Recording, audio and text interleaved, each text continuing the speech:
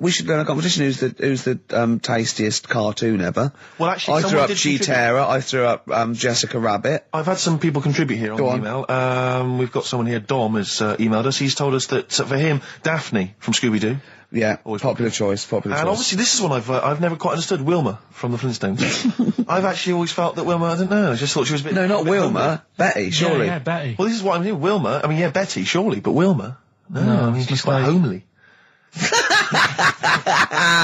But Betty, yeah. Come on, Steve, you wouldn't say no to Wilma. No, I suppose not. If it was I'd be worried about Fred, if he found out. I'd hate to do it, you know. I don't want to do it to Fred, he's a good guy. He is, isn't he? He's a bit of a chump. Whereas Barney, to be honest, I don't think he deserves Betty. Do they both work in the quarry? Because, I mean, let's be honest, Fred, not a smart man. I mean, he obviously didn't come out of rock school with anything other than a couple of basic O-levels. I know, but he's a hard-working, sound sort of guy. They got a big house, they got like a TV, they got that bird thing. Yeah. I be honest, if I was Fred, I would be a little bit disappointed that my kid does nothing, whereas Barney's can lift up sort of tall buildings. Sure. Bam, bam. He's a very strong... You know. I mean, interestingly, Fred loves his job. He's always yabba-dabba doing at the end of the day. He does yabba-dabba. The whole day lifting rocks from one place to another. I'll tell you what, I wouldn't take that from that cat, though. I would. If a cat picked me up by the scruff neck and put me out, right, on the doorstep, I'd go mental. I'd get rid of it. It is a saber-toothed tiger, though, Carl, so it could rip him to shreds. It's not like a normal domestic cat you have nowadays. You know when they go to the drive-in at the beginning? Yeah. And they order, maybe some ribs. Yeah, that huge rib, and it tips the car over. Yeah. Was that her first day on the job? Because I've never been ordered before. Yeah, either it's that, she'd have realised. Yeah, we're out of pig. We've got Brontosaurus rib. Exactly. He goes, well, that knock the car over. No, it won't. I don't know. Rick, can I tell you now? That was an accident waiting to happen. It was really, wasn't it? Yeah. And it did. Oh dear. Mind you, I went to Texas once, and I had some ribs, and it was like the Flintstones. It was huge, and not only did it look too much like an animal that I couldn't actually eat it. I don't know who could eat it. I mean, seriously, it was 2 foot long. Yeah. And all the it was like half a rib cage. And it's incredible. My friends lived in Texas for a while, and they once were in a kind of diner, and there was you know those kind of benches that are attached to the table itself, like a kind of picnic bench. Yeah. And this huge fat guy came in, he came wobbling, he ordered like this kind of everything you can eat meal, and his fat kind of sort of, you know, kind of his big fatty fatness fatted on the fat table. It wrapped itself around the table and everything. He was chowing down, and when he tried to leave, the table came up with him. Oh no! Imagine that! I mean, they are fat, aren't they? They're big people. They're huge people. But it was that thing we were talking about before, that bloke on Jerry Springer Show was like 80 stone, right? Now, I felt quite sorry for him. He was really sad and he was crying. It is rad, but my point is this, right? When he got to say 50 stones, didn't he go, that's too much, that's not enough. For a land animal. Exactly. Do you know what I mean? Yeah. That's big, isn't it? I mean, I'm getting worried. I'm 13 stone, and I'm genuinely getting worried. I'm thinking, oh, yeah, God. When you've got that big, when you've actually got your own mare. yeah. When you have to get in helpers to look what the scale says. Yeah. Like 4 or 5 people lift up your belly and go, it's 52 stone. You go, that's too much. Exactly. I'm going to only have 9 breakfasts when you begin to appear on the Ordnance Survey map. yeah, exactly, yeah. When you've got your own symbol. It's like, we can see 2 things from space now, Fatty and Steve Merchant. We'll be landing at about... Well, no, I'm just saying at all, you're not fat, are you? You're freakish and big. Just another quick thought. Someone's mentioned Daphne from Scooby-Doo, but I've always had a soft spot for Velma. Velma? Because Velma's with glasses. I mean, I'd have She's clever. Can I tell you what would have happened if I was in that environment? I was maybe on the... Your glasses would have got tangled up. I'd have always had I'd always been making a play for Daphne, right? And Velma would have fancied me, but I'd have always ignored it because I was playing for Daphne. And then when I finally realised it was never going to happen with Daphne, I'd have blown it with Velma. Maybe not, though. Maybe not. Sometimes those, you know, they might, you know, appreciate honesty and go, listen, I've been hitting on the good-looking one. Yeah. Oi, Four Eyes. Yeah. Do you fancy it, Chubbs? Exactly. Something like that. Let's be honest, is what you're saying. Well, yeah. I'm wondering, I don't mean to be libelous, but Velma, she was quite short, the glasses, the short hair. Lesbian. Hung around with the dog and lesbian. The bloke. I'm beginning to wonder if she was... Yeah, maybe. I was like, see... Unfortunately, I said lesbian there, and you still carried on with your assessment of what it is to be a lesbian. It's bad enough doing the cliches of having short hair, but you said the dog. Yeah, well, she hangs around with a dog. So do lesbians do that? Well, have you seen some lesbians? They're right dogs. Good night. Have you seen what I've done there? You know what I've done there, Rick? Comedy award winning. Oh, God. the first cut is the deepest. Let's hear it, Rick. On this album as well is The Killing of George. Georgie Part 1 and 2, remember? About the gay bloke. Georgie Boy was gay, I guess. His favourite song. Carl's favourite song, right? Yeah. And I was going, oh yeah, I remember that, yeah. I said about, and I said, did not intend to take his life. He just pushed it when he gets mugged and killed. Do you know what he said? I was sitting outside, I was singing, he went, well, as I said, they go out too late. They go out too late? He meant gay people go out too late. He went, no, they do. I went, what do you mean? He said, well, they're always out, they go out when people are coming home. He said, if he'd have been in bed by 10, he'd still be alive today. That's a sobering lesson. And he went, there's one that works here and he's shattered every Monday. Oh, if you're gay and you're listening, just be in bed earlier. Go out when sensible people go out. Yeah. You're right, we're not on the continent, Carl, if you're gay and you're not in bed by 10, go home. Yeah. I don't get it. Now, right, okay, it's the film review. Carl, you just tell it from the heart. Tell us what you thought about the film, what you thought the... Can I just ask, is this the first time you'd seen Gladiator? You'd never seen it before? No. Okay. And what were your thoughts? Okay. The film review. Gladiator. It's alright. Nothing great. It's like an old, sort of an old version of Rocky done in the olden days, really. Right. A bloke fighting other people. Sure. How sort of well known is the story? Do you reckon people know the basics? Well, just very quickly, just do the plot. Quickly. There's a guy called Max. Maximus, yeah. Yeah. There's Caesar, and there's Caesar's kid, and Max goes to war, sort of wins it, comes back. Caesar says, you're good at what you do. I wish my son was as good as you. So I want you to be in charge when I die. His kid finds out, a bit annoyed about it, kills his dad, because he don't want anyone to hear that he said that he wants him to be in charge. Yeah. So his kid gets in charge and thinks, I'll show you. You're not going to be king, I am. You're going to be a slave or something. And then...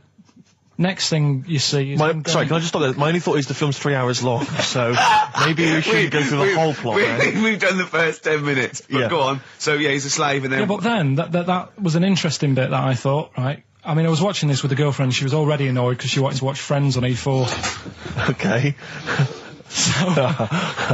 Yeah. It was a good episode as well this week. Was it? Yeah. Don't tell her that. Okay. Right, so she was annoyed and she said, come on then, put it on. And I got it wrong straight away, because it says on the back 149, so I thought that was an hour and 49 minutes. It turned out it was 149. No, I thought it was 1 hour 49. Yeah. But it was 149 minutes. Sure. So it overran anyway. By 40 minutes. Yeah. So anyway, the interesting bit was where he was going across the desert on a horse. And I think to show you how long he'd been going across the desert on his horse, he's showing you a shot of the horse's knees and they were bleeding. And I just wondered whether that's what horses do if they run for a long time. Do you know? I don't. Good. Right, so anyway, so he goes on, he keeps going on like this. He's a slave, and then he has a fight at the end with the Caesar's kid, and he kills him.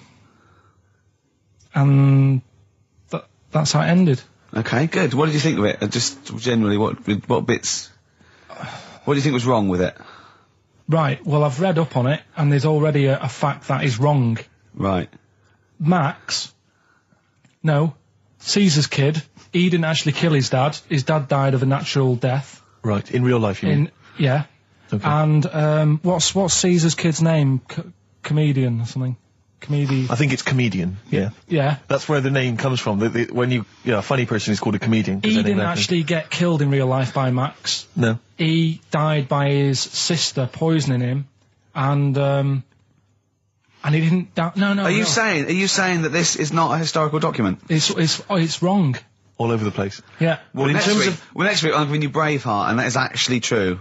That is factually accurate. I can't handle it. It is. It was a little Australian fella that helped him out. Just for people who watched it, you know that the guy, Caesar's kid. Yeah. He died. His sister tried to poison him. That didn't work. Apparently, he was a gay fella, and his boyfriend, who was a wrestler, strangled him. Where did you get this information? On the internet. I thought I'd look it up to see how much of it I actually got right. Yes. and that's what I read. Okay, so out of 10? 5. Really? Yeah. Okay. It's no good. I wouldn't get it out. And it's annoying the way it says, like, you know, this film's got to be seen at the cinema, because I saw it at home and I don't think I missed out on anything. Very good point. I think that's probably the point they're making, but yours is valid too. We'll play a record, and after that I'm going to ask you about Rasputin, the Mad Monk. Go on then. When things like that happen, right, you know, you've been told not to mention it. Yeah. And you're like a little kid. Yeah. And once things are in your head, Yeah. it's difficult not to mention it. I mean, when I was a kid, Yeah. Go on. right, me mum's sister Hazel was seeing another bloke. It's weird because she's a lesbian now. That's really weird. That must have been an interesting Christmas. But anyway, she was seeing this bloke, and he looked like Ken Dodd, apparently. He looked like Ken Dodd. Looked like Ken Dodd. So people said, don't mention it because it gets on his nerves when you like meet him and you go, oh god, you look like Ken Dodd. So I said, all right, his name's Will or whatever. And I was introduced to him. First thing I said, nice to meet you, Ken. Did you do it as a joke, or did you? No, because you know when you know that it's like, I'm not allowed to say that. I can't say that. I mustn't say that. Can't. And then I saw him. I thought, Jesus, does look like him. It just came out. Was it Doddy who turned her into a lesbo? Do you think? Well, he wasn't a good-looking bloke, so possibly. She started going out with Esther Ranson though, which is weird, out of the frying pan. What was the story with the lesbianism then? How did she announce that to everyone? What age was she when she realised? Well, I mean, we're not a close family, do you know what I mean? We're not a sort of family who keeps in touch with everyone. And I think my mum called her up one Christmas and sort of said, you know, how's the Diddy men? Yeah, how's Nutty Ash? And she said, oh, no, I don't do that anymore.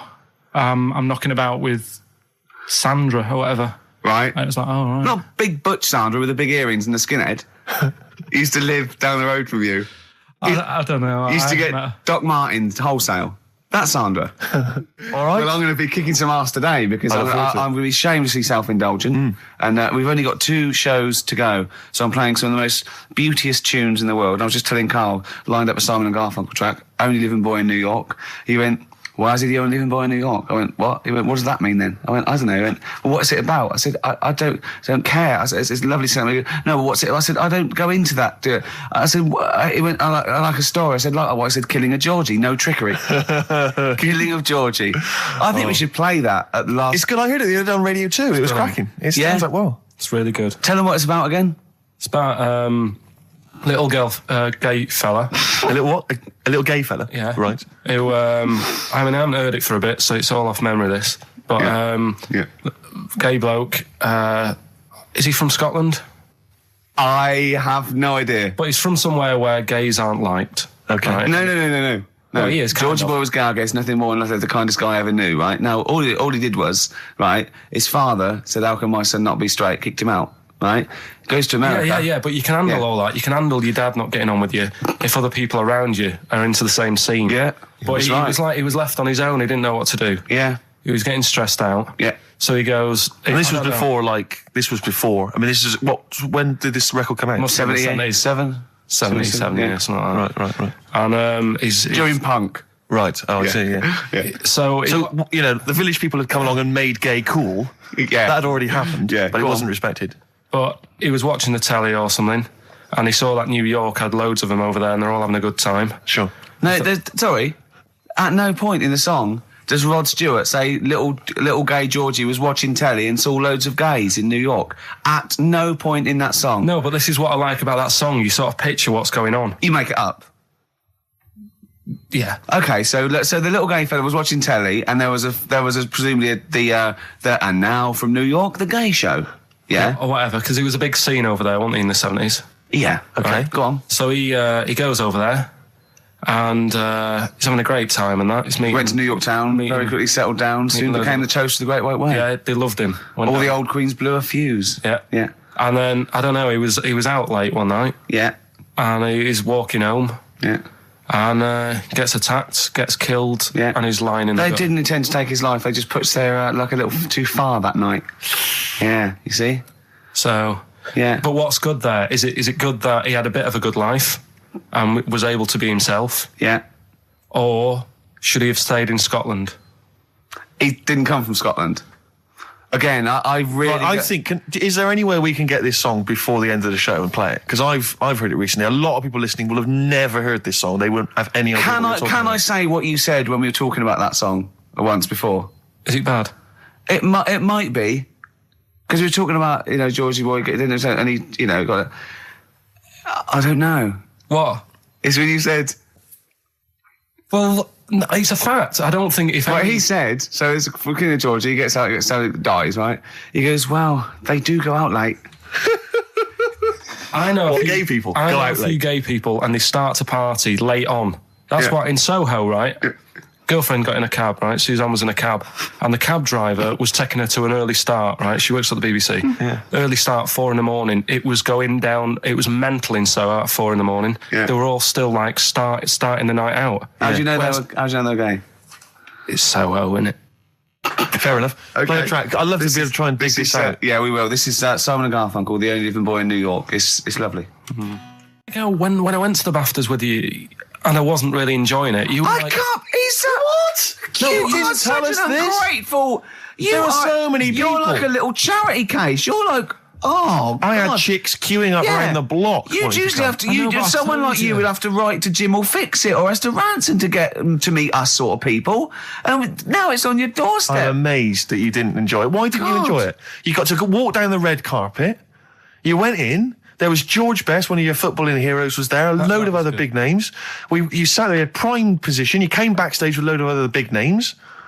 Hey, you had a lovely bit of You were grub. filming this thing for the DVD you were making. That's you, a cameraman on our DVD. And yet you think, now you look grumpy because you had a couple of pints and I can't believe So it. tell us why you didn't enjoy it, because the ceremony, what didn't you enjoy about that? It was interminable, wasn't it? Far too long. Wasn't it awful? 3 So boring. hours. I thought you were going to say something. Really? Sorry. 3 hours. Yeah. I mean, I suppose for you two, at least, you were going to get something. Sure. Yeah. But with me, it's like, I mean, I've never graduated or anything, so Have you not? I'm trying to think of a situation. Basically, I sat there for 3 hours knowing that I'm not going to get anything out of the night. Yeah. Right? Now... No one Did you? told Sorry, me. when we invited you and you said yes, did you think you were up for an award?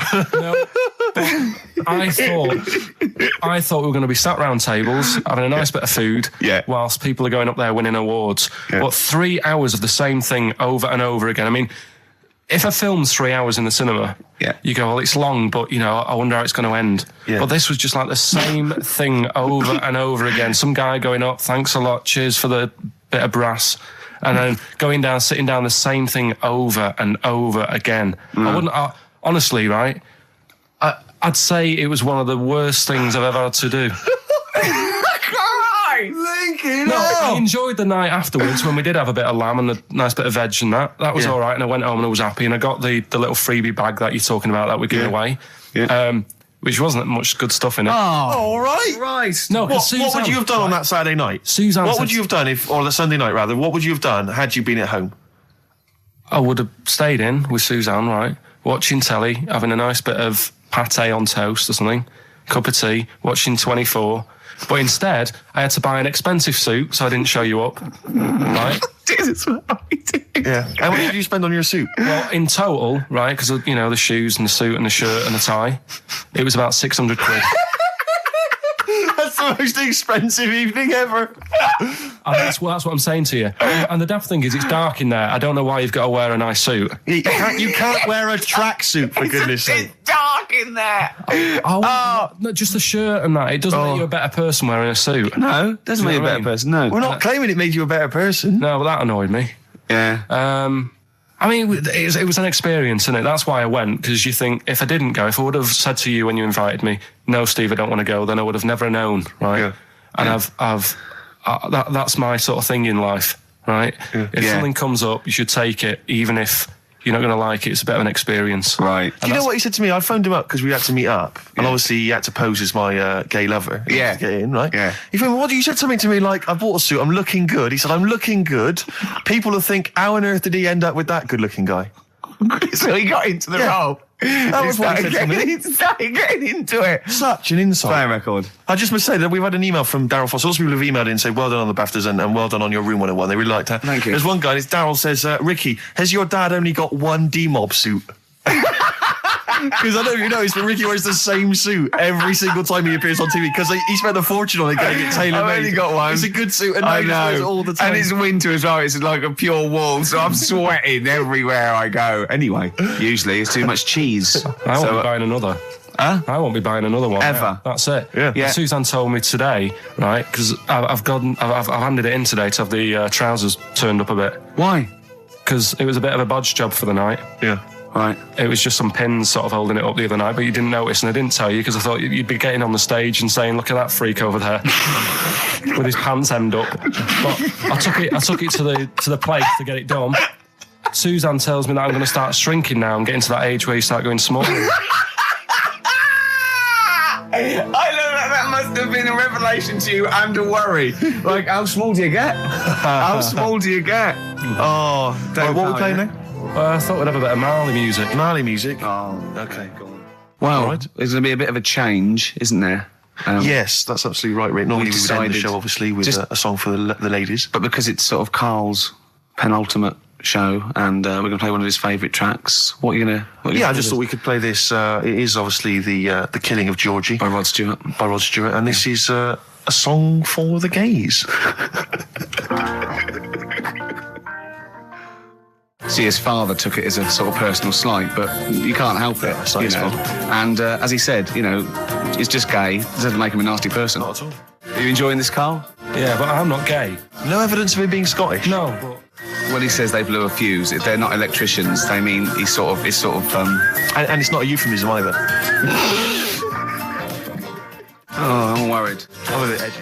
He's out late. I know. And he's taken a shortcut, which is mental. Not in New York City. Yeah. He doesn't know the area. He's from Scotland. But it was them that were screaming. I'm suddenly worried. This isn't a true story, is it? Who knows? If it is, we don't know that. Just what let's say that we're not. Oh, that'd be terrible. see, how come you think this might be a true story? I just got suddenly worried then. No, but how can this be a true story? But the bloke jumping out of a window and hearing his phone ringing. No, because Rod Stewart, I just suddenly thought, what if he's written a song about this and this bloke did actually exist and was killed? Then I started panicking. Yeah. I don't think it is it? I'm almost certain it's not. Okay. Is that it then? Is that it? Then we got to pack up and go home. Yeah? Well, I think we've enjoyed ourselves. I've loved it. I've loved every minute of it. Karl.Pilkington at xfm.co.uk for your suggestions as to what you're willing to swap for the signed bag. See you next week. Bye. Carl, what was that? That was your little song with a story, That's wasn't another little feature that we do every Saturday. Little So song. make sure you tune in. It's a song that's got a good story in it. There's a lot of music about these What's days. that story about then? What's that story You about? don't know what they're going on about. Whereas that classic from the Kinks called Lola. Yeah, what's it about? I'd listened to it for the first time properly this morning. Yeah.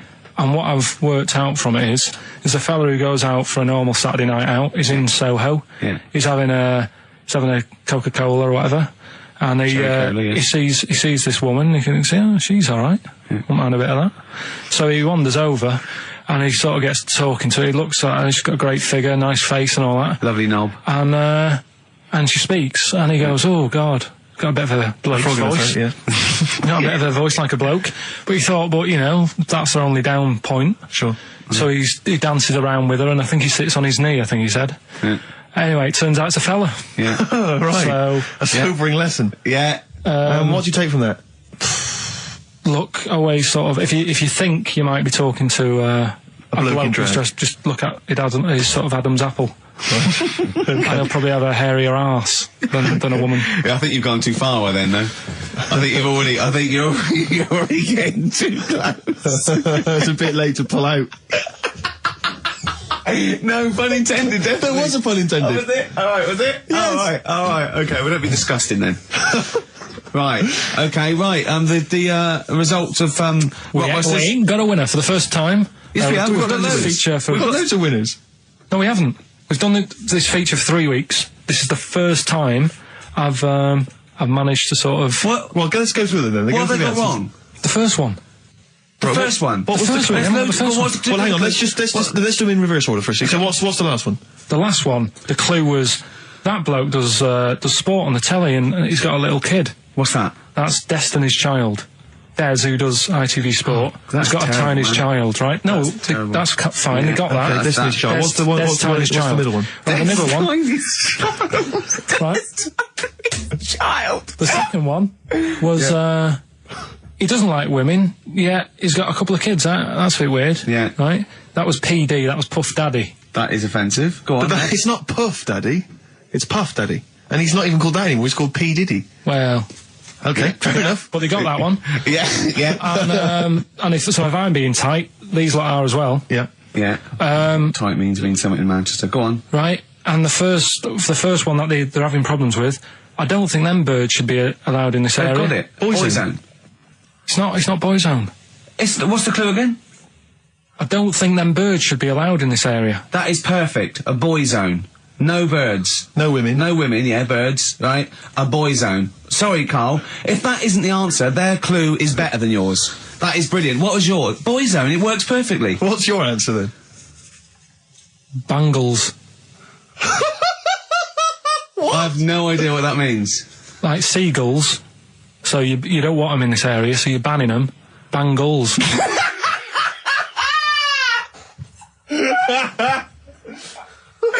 Oh! Well, give it to Boyzone, because Boyzone's better. Don't use birds being loud in this area, it's a I think Boyzone. we should have a rollover. Carl beat them. Carl beat them. You have to use his logic, surely. But theirs works. You can't do what am I thinking? No, that's not what I'm thinking. It perfectly. It works perfectly. I think you've got to give it to the ones that got the Boyzone. Well, how about, right, because they didn't actually get into my head. And my way of thinking, heaven right? forbid. How about we just keep back the David Attenborough, and they can have, I'll chuck in the Hellraiser, right? Okay. And Blondie album and the Madness Yeah, one. okay. Pick a winner at random. Pick a winner, Steve. I'm going to give it to Paul Sloman, who got those answers, and he also says, P.S. Carl, you're a moron. So, I'm giving that to Paul, and good luck to him. Right, well, He's got a crazy night tonight. If we can rush these over to him, he's got a cracking Saturday night. well, if I'm a moron, I might get your address wrong when I send them to you. Oh, Coming right back at you, Paul. Yes.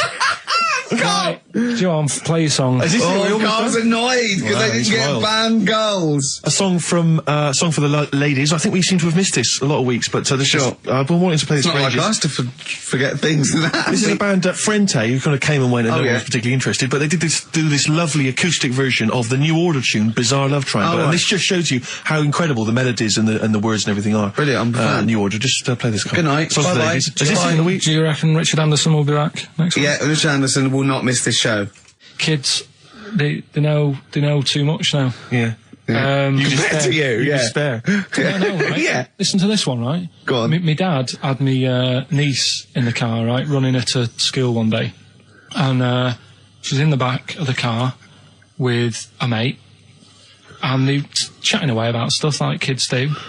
And they got onto the topic of one of the mates who they said, I mean, you've got to remember, my niece, this point was probably about 5 or 6, something like that, right? In the back of the car, talking about My Little Pony, whatever it is they play with. Subject changed. That Lisa in our class, she's a lesbian, isn't she? Right. That was that's what they were talking about. Yeah. Chatting away about it. Just openly talking about Yeah. lesbianism. And probably, this is the topic that they're talking about in the pub when they're having out drinking. Yeah. Yeah, but they might have thought a lesbian was a funny word or something. You don't necessarily know the ins and outs of it, do they? It's weird though, isn't it? Because when I was younger at school, you didn't you swore a little bit, but it wasn't like major swear words, and you sort of did a little bit of nicking, but nothing like they get up to now. I mean, My girlfriend, when she was about 7 or 8, she was walking to school with her mum, and she called her a C-U-N. Right? You are joking. No, she said, because she thought it was she said she thought it was a big furry animal. So she was being nice, and I remember, where'd you hear that? Where'd you hear that? Like, just heard it at school. So they might not know what it means. But because I'm thinking maybe, did you start the show with that particular kind of manner? Just because obviously a lot of new listeners, I imagine, thanks to the massive poster campaign, and you obviously want to impress them and charm them. There's a few examples today of irony coming back and biting you. Yeah. That seemed like a funny idea at the time, me posing that up. But Jonathan Ross phoned me up when they first went up and he just said, I've just seen a big poster of a predatory gay. Yeah, you do look a little bit. Hello, and what's your name? Would you like to sit down here? And then you're in the background. And also, I think the funny thing about having you as a partner, I mean, the only good thing is that you know, you look weird and tall, like too freakishly tall and lanky. But in that one, no, because your background and you're smiling, you don't look as weird as you do in real life, or as freakishly tall. So it sort of ruins it a little bit for me. They found out that scientists. Oh yeah. I've found out 17th century that like now, 1 in 10 Rams are gay. 1 in 10 Rams are gay. Yeah. Yeah. So that was like wool it. That's how I could get that in. They got a load of gay and straight Rams. Right. They worked out which were which first. They said, right, that bunch there is a gay bunch. They looked better. They just had more pride in their appearance. And the other ones, you know, the straight ones. And then they gave them to this scientist and said, right, go on, do what you got to do. And they took the brains out of all of them. Just to check. And they did tests on the brain, and it worked out that they've got something smaller in the brain. The gay ones have got something in the brain that makes it smaller. And they said, right, well, that's probably how it's going to work on males, on like males and females and like humans. So you took from this that gays have smaller brains than straight people? No, there's something in the brain. Right, go on. So if someone's saying, you know, oh, I'm a gay, or they're not sure or whatever, they will now be able to find out. So you can go to the doctor and to find out if you're straight or gay. Is there any gay in my brain? Let's have a look. Do. You've got a little bit of a gay in you, yes. A little bit of gay in there. Yes, you've got the, you've got a little bent cell there. Well, that's why they did it, anyway. I don't understand how they could differentiate which was straight and which were gay to begin with, before they then gave it to the scientist. Wasn't that what the scientists figured out? How could they tell? There's one theory that it's genetically determined. There is one. There is a theory that's genetically determined, but I don't think it's as easy as pulling a sheep's brain apart and finding a little pink sort of like blob in there and going, right, we've taken the guy out and now he's going to go and shag some ewes. I don't think it's that straightforward. Although homosexuality does occur at a similar sort of rate in animals, I think. Yeah. Yeah. So you knew that, didn't you? So that's that one. I mean, I just like the idea of the farmer figuring out which is straight and gay. Well, that one's wearing quite a camp-looking neckerchief. Yeah, so I'm thinking maybe he's gay. Is that? Yeah. I love the fact they can. That one's a big fan of Sophie Ellis-Bextor. Yeah. They would. They put on ABBA and see which ones dance. Exactly. That's how they. Which one? Yeah. Put on like Barbara Streisand and see which ones sing along.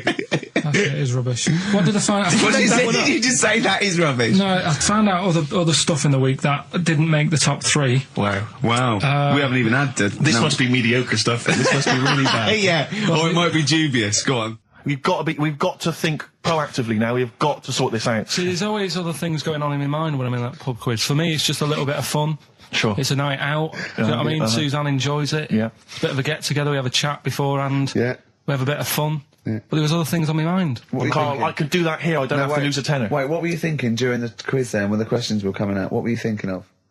Well, what it was, right, just before the quiz started, I had to go to the toilet, right, because the rule is, right, people who don't go to it, once it starts, phones off, no more toilet. They take it dead serious, don't they, right? Yeah.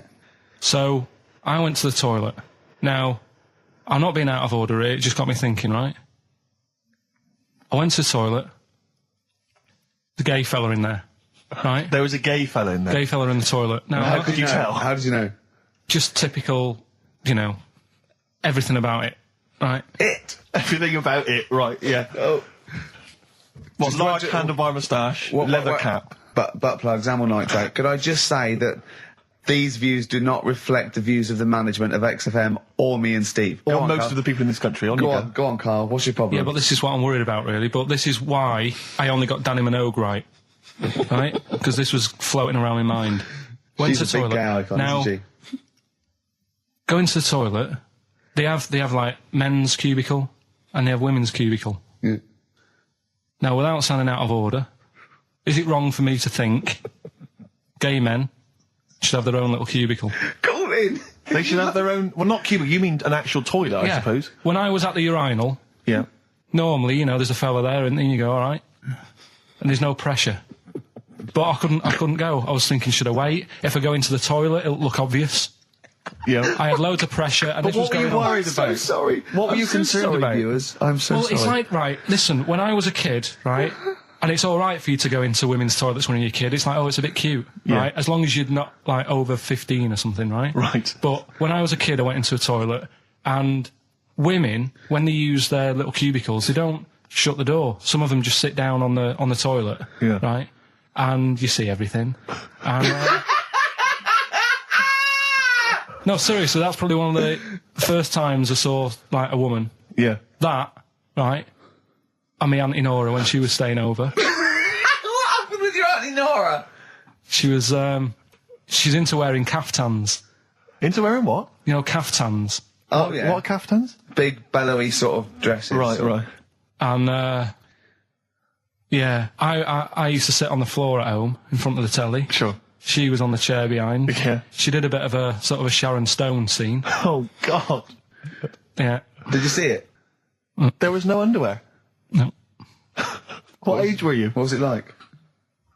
What age were It you? was like a ripped tennis ball. What?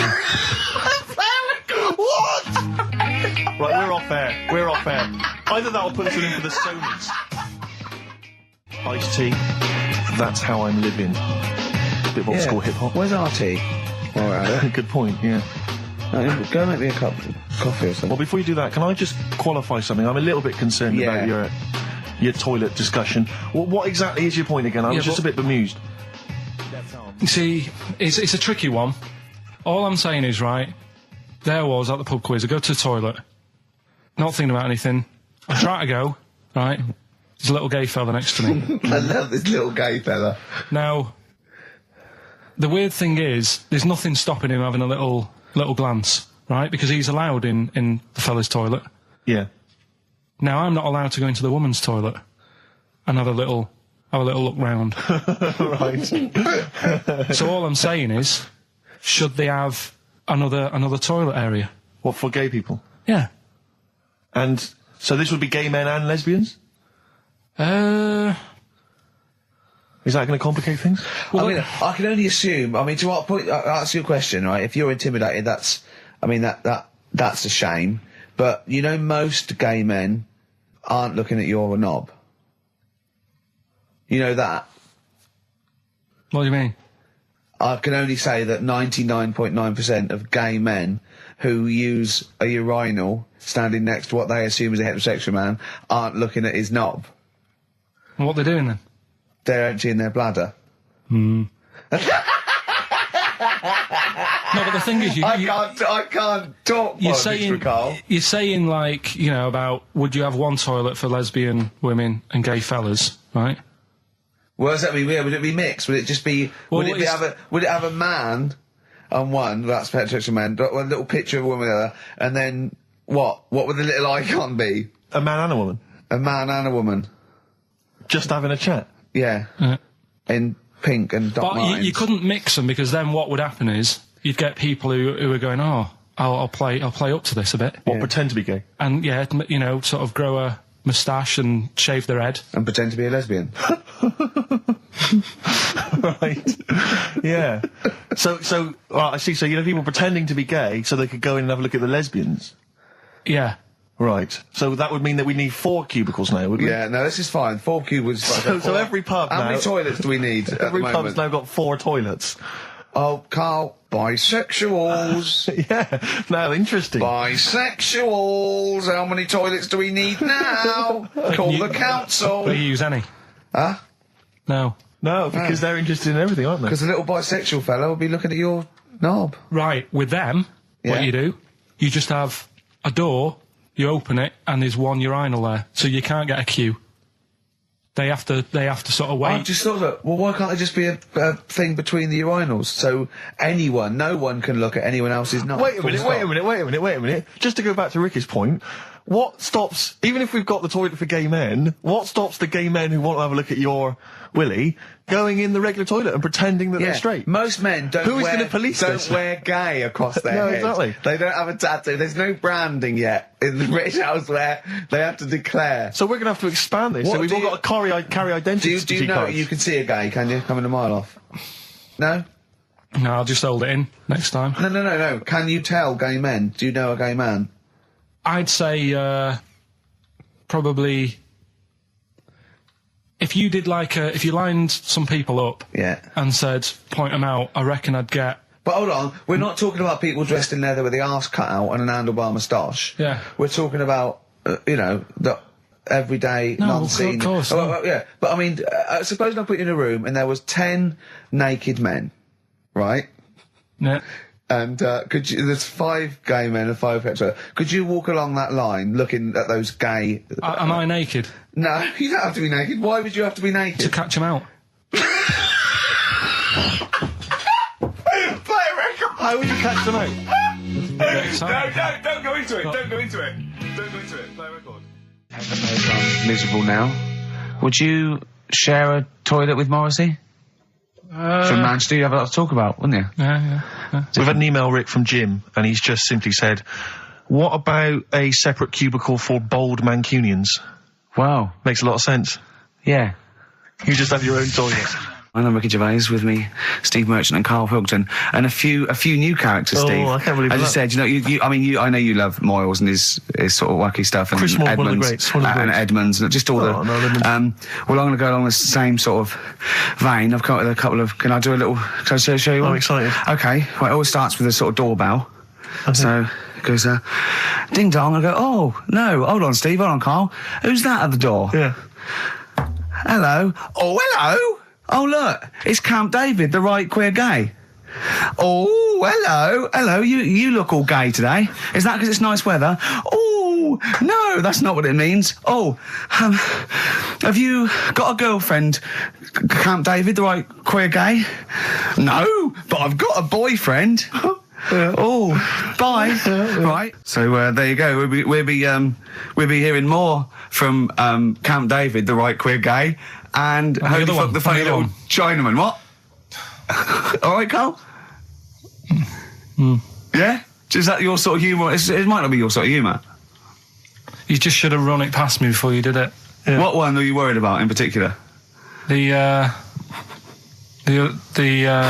not Camp David. Well, say his name. No. Say his name. Which one? I don't know which one you mean. The Chinese fella. Well, I forget who that was. What was his name? I can't remember. Well, if you can't remember, it can't be that good, so we'll leave it. We won't do it again. Right? Oh, ding dong. Who's that? Who's this? Oh, hello. Oh, look, it's David Gray, the bent piano player. Oh. All right. I thought it was going to be Columbo. That would have been a joy. Ding dong. And my wife loves you. No. Hello. Oh, I don't believe it. Look who's turned up, Karl. The weird thing is, Steve, right, that is like what I imagine Ricky's house being like when people are ringing the bell. Because they're all so different. It's got a little... He's obsessed with all my friends being slightly different to each other. I've never understood it. He goes, there's no thread. There's no thread to them. All my mates have got a thread running through them. I was literally after they walk out of the home. Yeah. But what do you mean my friends all different? Well, that could be... It wouldn't surprise me if I was round there and the bell went and I said, do you want me to get it? And he said, yeah, and I opened it and it's, what, holy fuck? Holy, yeah, he's at the door, right? And then I'd say he's busy, close the door, bell would go again, then you got the little gay fella. David Gray. Yeah. And then, do you know what I mean? Yeah. Not really, no. Because he's met some of my friends and he looks at them in a weird way. I mean, some of them are weird. Years ago, husbands weren't allowed to sort of clout the wife with anything. What was it like in the past? I know, yeah. You couldn't clout your missus. With anything wider than your thumb. The stick had to be the same, no bigger than your thumb. I know, So a big Robin bloke could do no damage if he went out with anyone. Although his is wide, he's got a little thumb like a little knob, isn't it? It's like it's truncated because it starts off normal. It looks like he's had his big toes put on his hands. Does he have to drink a pint with 2 hands? Yeah. And he's dropping stuff all the time. Can I just go back to the rule of thumb thing, though? The idea, what date was this? I'm not asking Carl, I'm looking at Ricky, because you're not going to have any idea, Carl. It's just going to be the past. Yeah. But I like the idea that... I think it's the same sort of day where, I don't know, you got hung for being homosexual and you could shoot a Welshman. I just love the idea that there's blokes beating their wives with shovels, logs of wood, and someone's gone, hang on a minute, everyone, Hold on, wait crazy. a minute. Let's have a look at your thumbs. What can we do? Wait a minute. We've got to have some kind of rule here. I'm all for beating your wife, but let's have some kind of rule. Let's give him a sporting chance, surely. He goes, well, I'll tell you what about you can hit her with the width of your thumb? And the wife goes, make it the width of his knob. I go, no. He slaps her again. Yeah. Width of your thumb. All right. Better? Yeah. Ding dong. Oh, here you Oh, it's a fat fellow with lipstick. Hello. You're giving away a lot of... I mean, that, you're an enigma, Carl. I wouldn't give away your workings. I mean, because then everyone will be able to do it. And what you've got now is a gift that people can't really tap into. Do you know what I mean? See, that's what Lenny Henry and Chris Moyles' mistake. See, I've sort of worked out how they do their comedy, and I'm doing it now. Sure. Do you see what I mean? Now that, I'm doing it. I think the only way that people would start to be able to replicate a lot of what Carl does is if maybe they had a severe blow to the head, or they were diving and they came up to the surface too quickly. Ding dong. Oh, I'd like a severe blow. Oh, get lost, David. Oh, let's have some adverts, quick. So this week, we're very lucky to have with us Russian pop act Tattoo. Round of applause for them. Lovely to have them here. Tattoo. Now then, of course, there's been much controversy that your kind of lesbian shtick is just something to try and whip up some press attention. We are proper lesbians. We love fanny more than cock. Okay, brilliant. And Tattoo, lovely to have you here. Thanks for coming. Yeah. Now then, you've got some live gigs, I understand, planned. Yeah. Duh. Okay. I can't help but notice that you sound, dare I say it, Tattoo, you don't sound so much Russian as German. No, we cannot do the accent properly. Okay.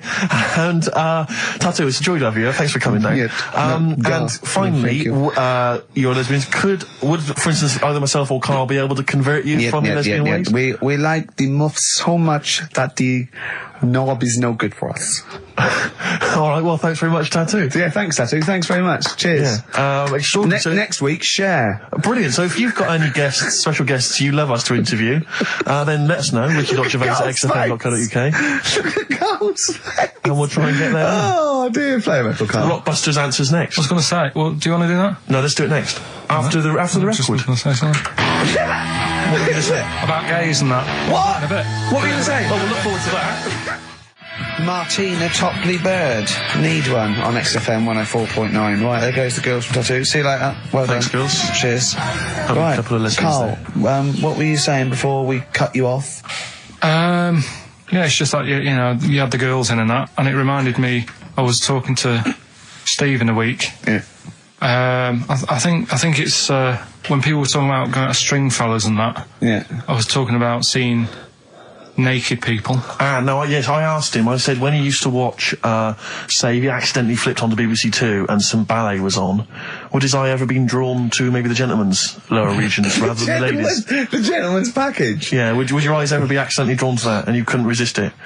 And you said yes. Yeah, because, right, I don't think I'm Oh, dear. Oh, go on, I mean, fair enough. No, right. I'm always looking at the beautiful ladies, but fair enough. Yeah. No, go on. But... Right. Have you ever looked at Wayne Sleep's testicles? I went out. Have you ever looked at Wayne Sleep's penis and testicles? I went out on a night out, right? And it was it got to some point in the night where 2 women and 2 fellas got on the stage. Right. Right. Started stripping off. Yes. Yeah. Just what, members of the audience? No, I think they were like part of the act. Right. Right. And what was it, panto? The fellas had like their undies on, and the girls just had their knickers on. Yeah. Right. And sounds pretty erotic at the moment. Go on. And at the same time, they all whipped their pants off. Yes. Right. Yeah. It was Bucks Fizz, wasn't it? The adult show. Now I said to Steve, at that point, Sorry, I wasn't there. He said it's to be later. yeah. I said, well, you have a quick glance at the fellas. And then the annoying thing was, I thought, right, now I'll have a look at the women, and it was too late. They put the knickers on. How long were you looking at the fellas? Not that long, but But why were you looking at them first? That's human nature, isn't it? Why? I don't know, but I'm sure you would have done the same thing. You just Why? sort of think, well, how are they shaping up?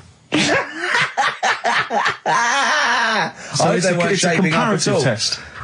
So who had the biggest knob? Which one of the blokes had the biggest knob? No, it's like, normal. But This is a whole new side of you.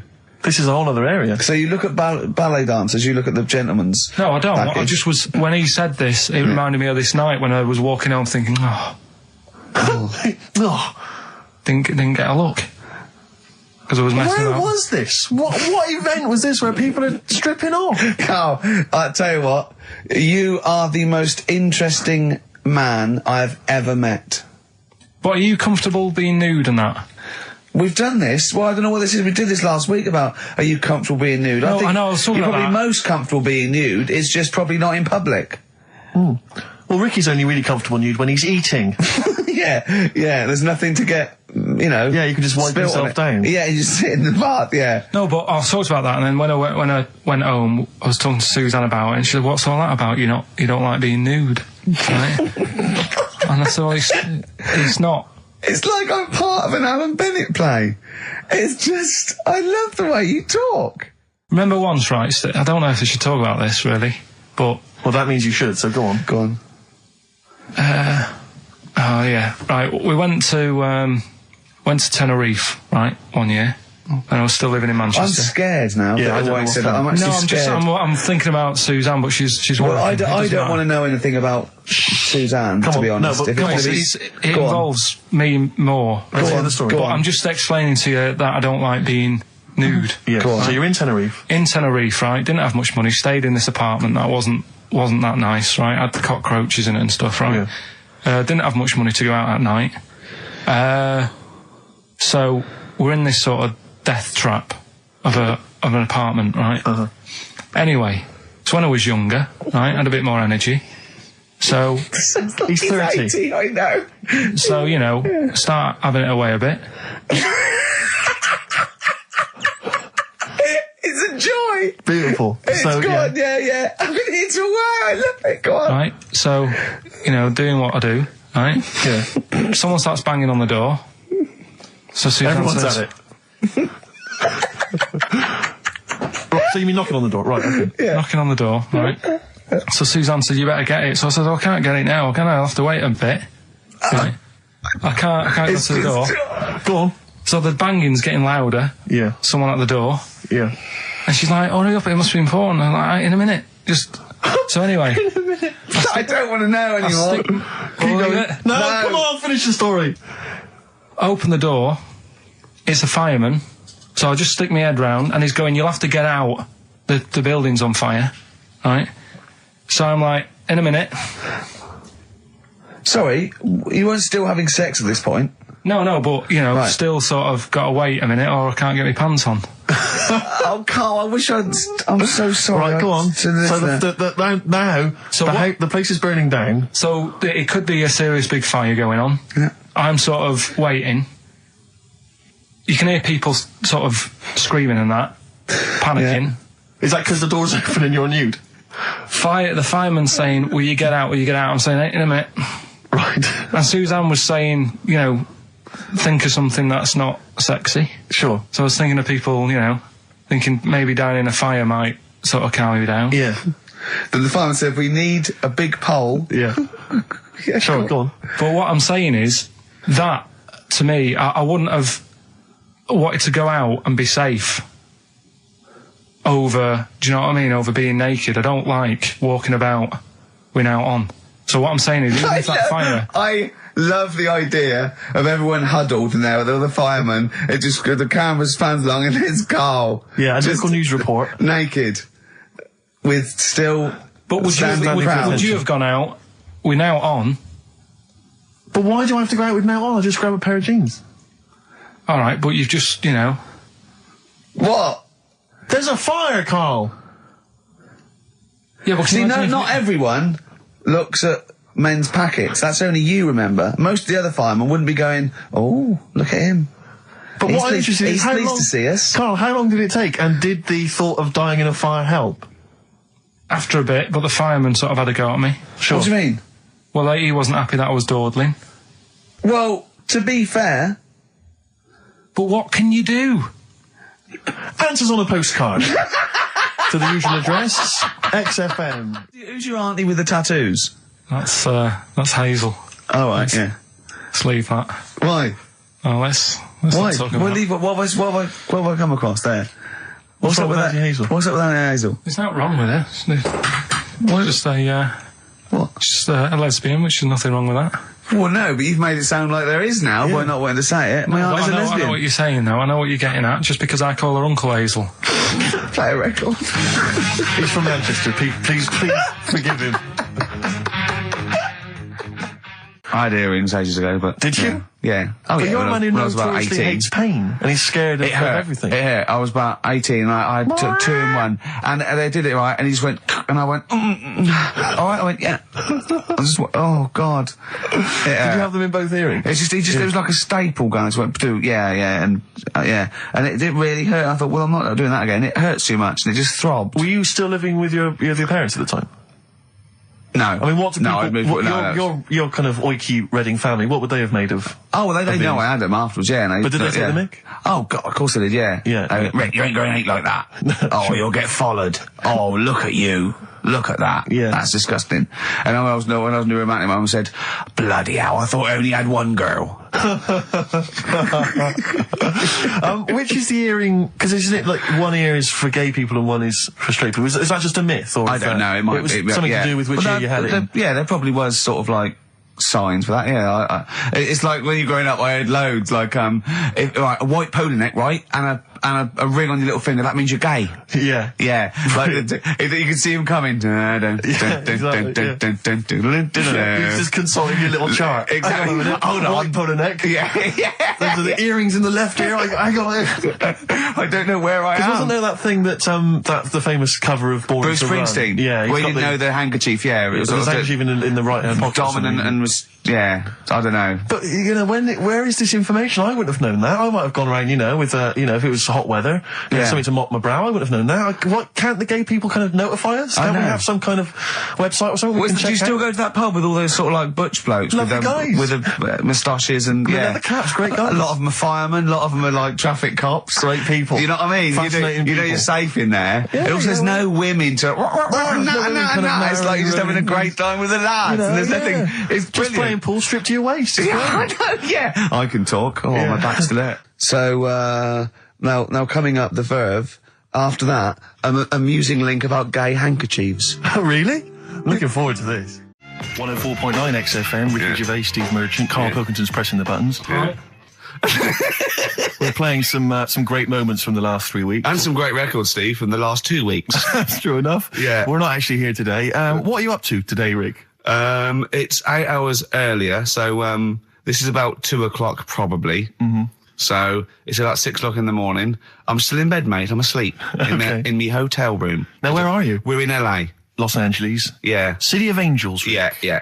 City of Angels. Yeah. And so that's what we're doing. We're doing stuff like that. That's why we're not here. We're not here next week either. So next week is the best of this week. All right, so here's the first bit.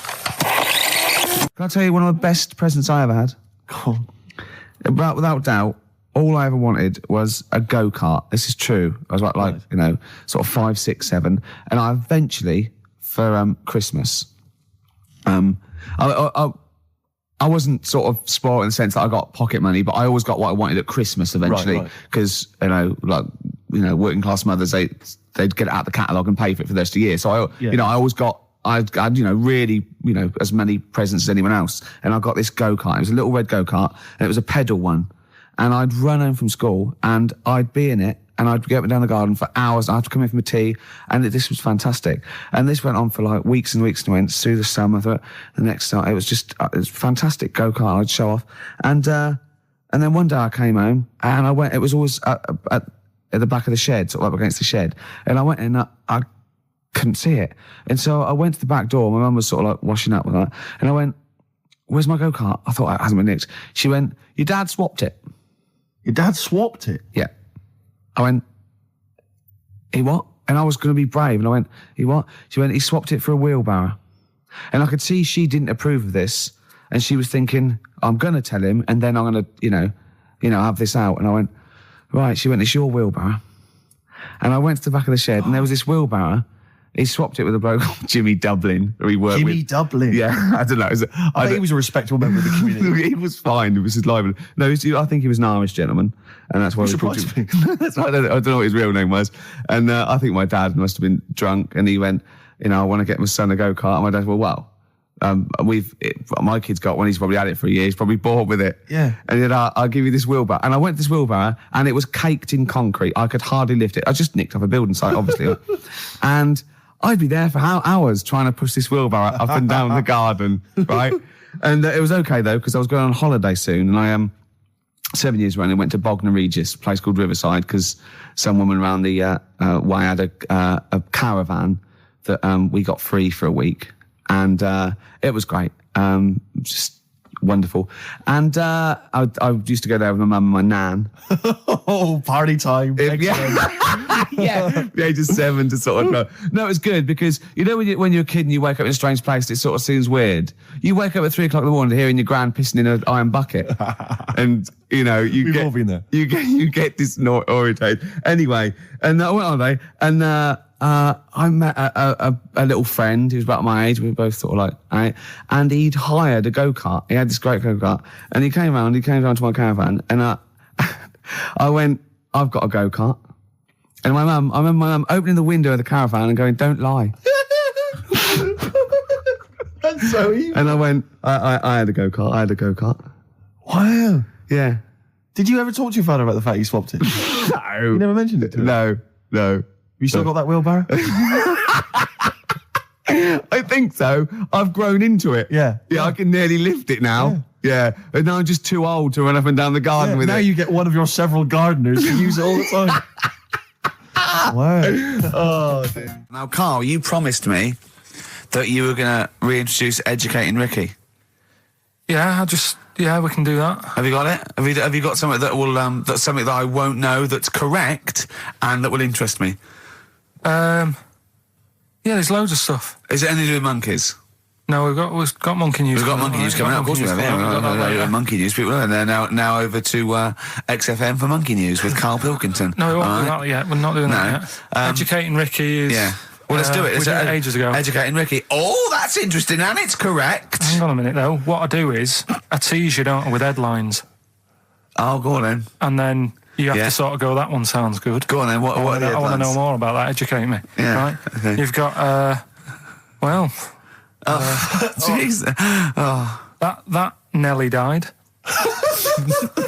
That Nelly died. Oh, like, Okay. Right. Could be about an elephant. Yeah. Go on. You've got that. You've got, I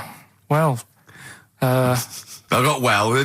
Take well as read. So they all start with well. Okay. Knob body has been that lucky before. brilliant. All right. Okay. You've got get a lobe of this court case. Right. Okay. Not bad. I'm going for Interesting. knob body has been that lucky before. Right. It's a story about this kid who was born. Right. Was he? Yeah, he was popped out and the dad and the mum saw the baby and it was like, oh, that's a good looking little kid. Sure. And they were proud and that. And then they're surprised that it's a good-looking little kid. It's theirs. Yeah. Like it could have been a frog, and they'd have gone, "Oh, he's got your eyes."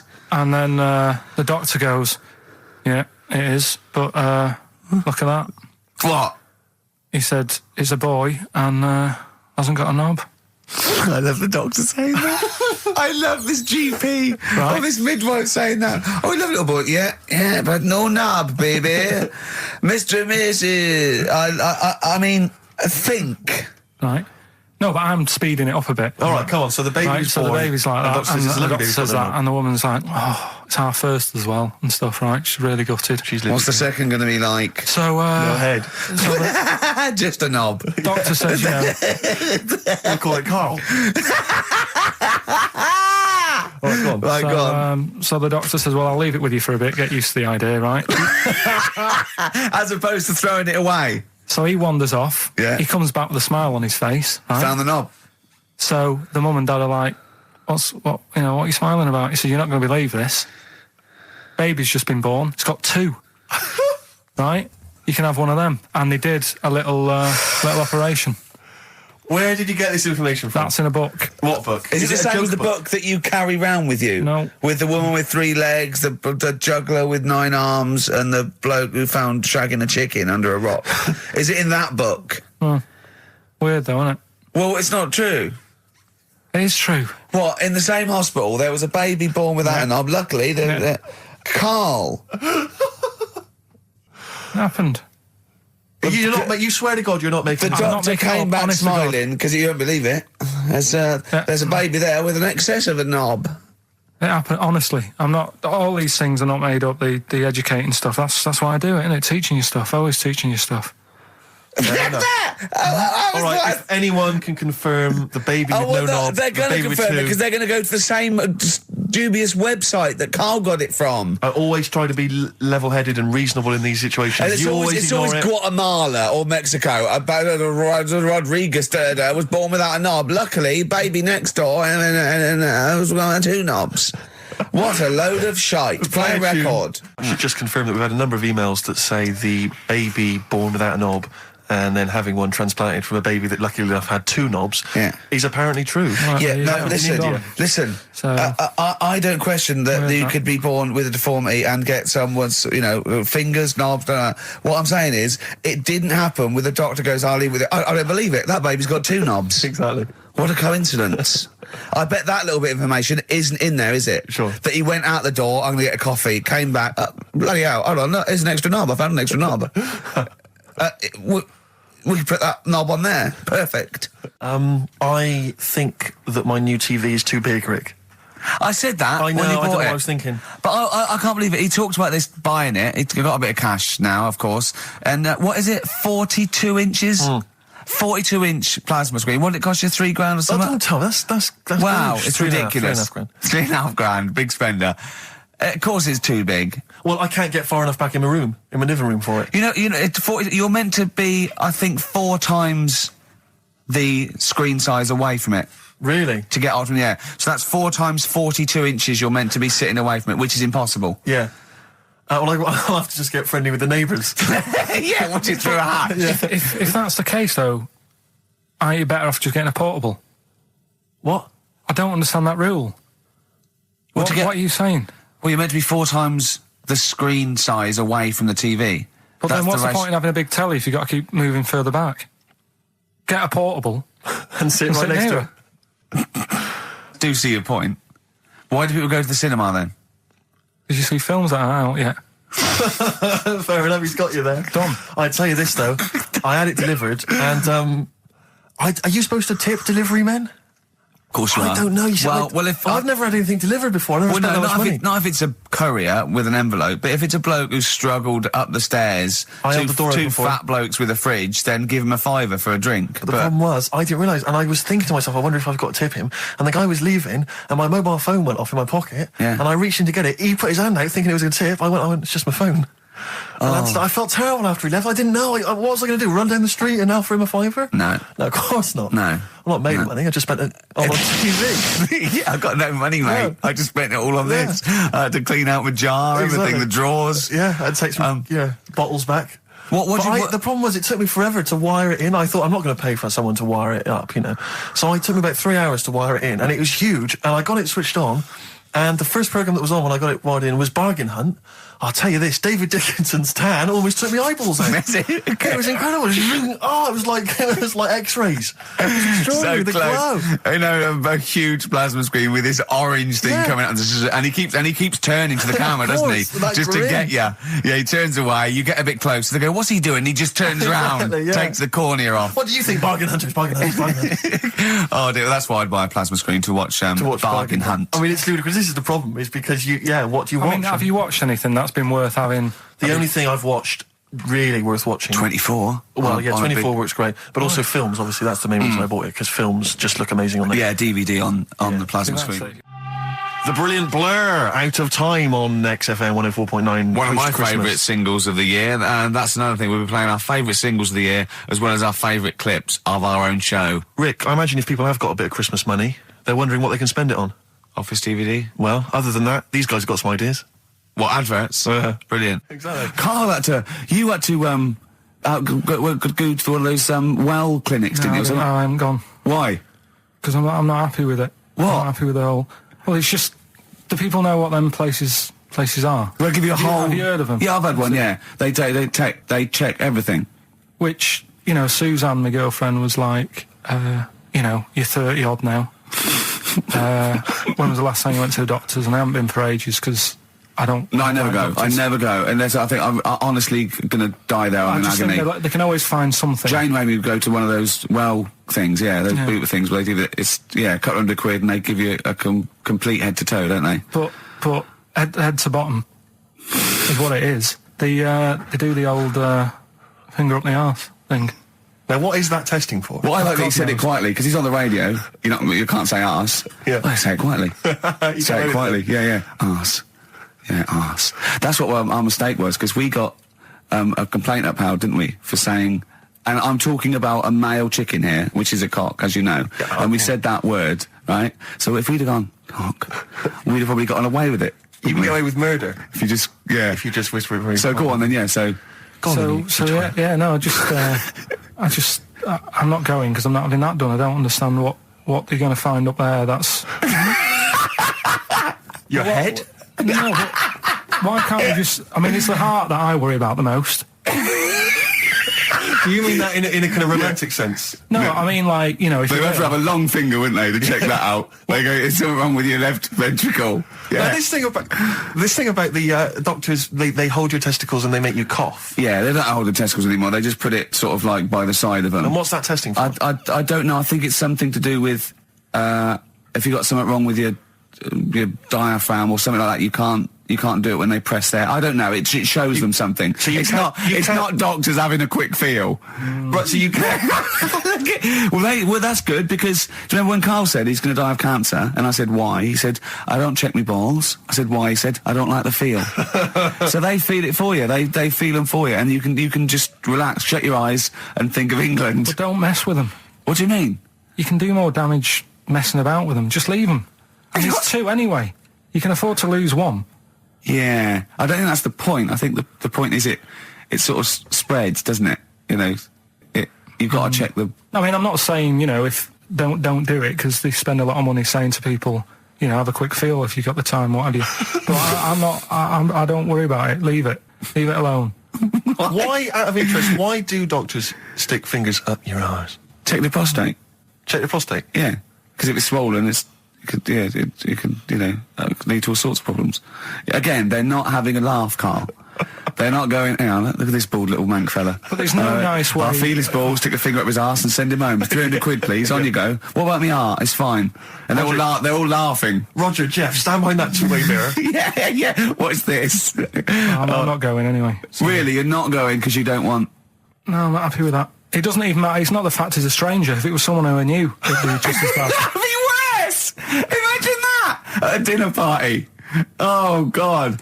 Oh, look, hello, Roger and Selena. Do you mind... Roger, do you mind...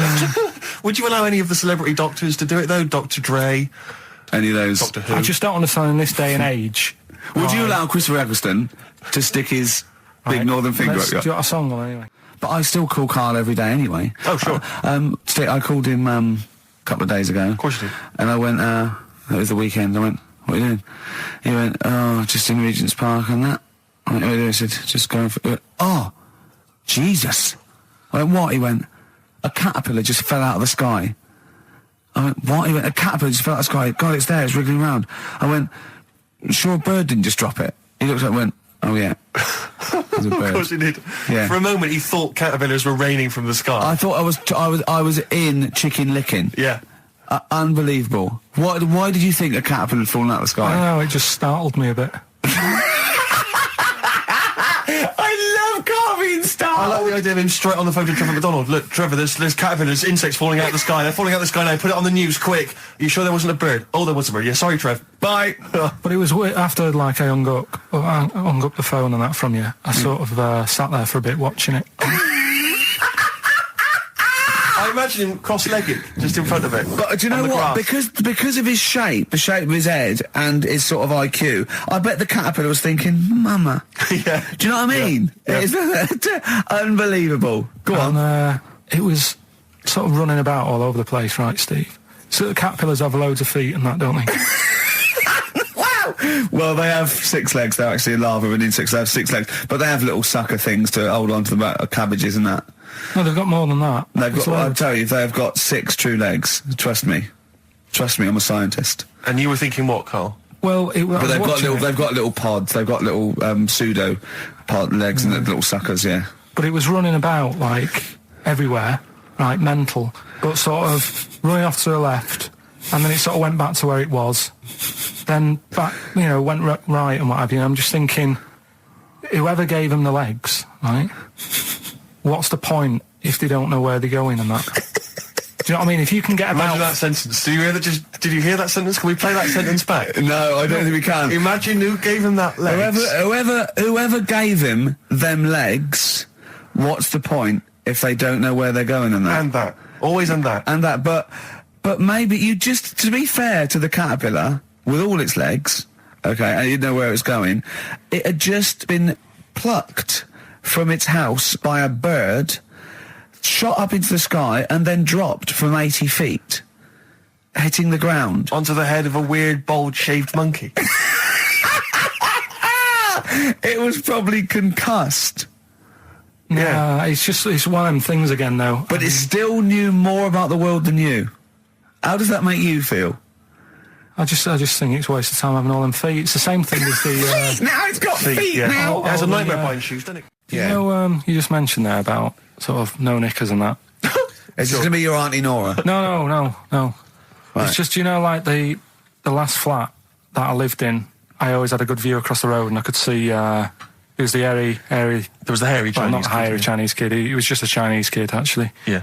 Running about. Because that's rare, isn't it? Hairy Chinese kids are very rare, isn't it? Yeah. There's only one official sighting, isn't there? In one of those shit little magazines that you buy. And there was the old woman who didn't move, she was just sat there reading a book all the time. Who we think possibly died and no one came round for weeks, But, and now I've moved, right? And it was quiet for a bit. I always look at what view I'm getting, right? Looks across and it was just sort of empty, sort of flats ready for people to move in and that, right? Anyway, people are in there now, right? And they've put all the furniture in, but I haven't put any curtains up. Oh. Right. So anyway, I'm sort of washing up, just having a look out the window. Yeah. Right. Girl sort of wandering about, knickers on, right? With no knickers on? You mean No naked? knickers. Well, she had a bra on. Right, okay. But, She was probably looking for a knickers. So I thought, and I don't know how long I was looking. No. Right. But anyway, she looks across. Oh, God. I think she spotted me. Yeah. I think, oh, God. I felt really bad. Yeah. I said to Suzanne... Sorry, is this some sort of Peeping Tom confession? No idea. Well, it's not... That's the thing, though. Peepington. If I was peeping, she was peeping as well, because she was looking over. Works both ways, doesn't it? Yeah, but yeah, all she could see of you was your bald head. Yeah. No. But And your this hands is it. moving as you were washing up. And some white-looking substance frothing up. Particularly stubborn stain on this glass. Yeah. Oh, God. Imagine that. Imagine if she looked across. I'm assuming your sink is lower than the window. But didn't she just cover up or something? Or she looked back and go, oh, you looking at my fanny? Well, the thing I did... What? I thought, just sort of drop me boxer shorts. Because I What? thought... Well, Suzanne said, what are you doing? What are you talking about? What are you talking about? No, just so they can see me cheeks of me. What are you talking about? No, because I thought if she thinks I'm walking about in the nude as well, then we've both got something out of it. Carl, Carl. This sounds like a bad excuse in court. I know. So sorry, you were looking at a woman dancing around naked, right? So the only thing you could do was immediately drop your boxer shorts. So she looked across, saw you fully clothed, saw you took your boxer No, shorts. she wouldn't have done, because it's sort of just the top half and the sink's at a side angle, so I was sort of looking out. So This she is wouldn't have genius. so she wouldn't have seen your trousers then anyway. No, she did. I moved in front of the window more. So you then made them. You actually climbed in front of the. Oh, this is amazing! So you climbed in front of the window to show off. No, your it wasn't your naked obvious. lower half. Suzanne said, "What are you doing?" And I I said, bet she did. What are you looking at? I sent you in here to clean What up. are you doing? I'm just taking my trousers down, stand over the window. Why? Because there's a naked woman across the road. What do you think I'm doing, Suzanne? I'm exposing myself while looking at some free fame. leave it. What's up with you, Suzanne? Anyway, Wait a minute, can I just check? A final question. What did the woman across the way... What happened? What was her I reaction? didn't look again. I just thought you've seen a bit of action as well. We're both happy. Let's leave it. Brilliant. So were you waddling around like a penguin with your trousers around your waist? I just was walking about, and Suzanne said, "What are you doing?" I said, "I'll explain to you in a bit, but don't look out the window, because then it's Excellent. obvious." Then he sees that she calls her husband to look at Carl walking around naked. He goes, "Oh, she's got a... Quick, Suzanne, get him out. There's only one with him. Get some more friends. They've gone one more." Oh, that's a wonderful, wonderful clip, and a great record that preceded or followed it, I'm not sure. But, could I make some dedications? Yeah. Because I, last week, just before we had to come in to record this, popped out trying to get onto the tube, and I had a nightmare, because there were millions of protesters, so-called protesters. Now, a lot of them obviously doing good work. There was one fella, I think you'd have appreciated it, because I know you are very politically active, and I think this guy has really studied hard, and he's realised the best way to make his voice heard on the international political stage is to ride around on a tricycle wearing a jester's hat. He was really shaking up the bloody government. want to be George W. Bush about now. Not indeed. Once he sees that. Once he sees that guy. Imagine his aides rushing in and going, George W., look at this guy. Where's that? That's in London, England. Okay, call off the forces. Is that a large tricycle? Yeah. Is he wearing a nappy?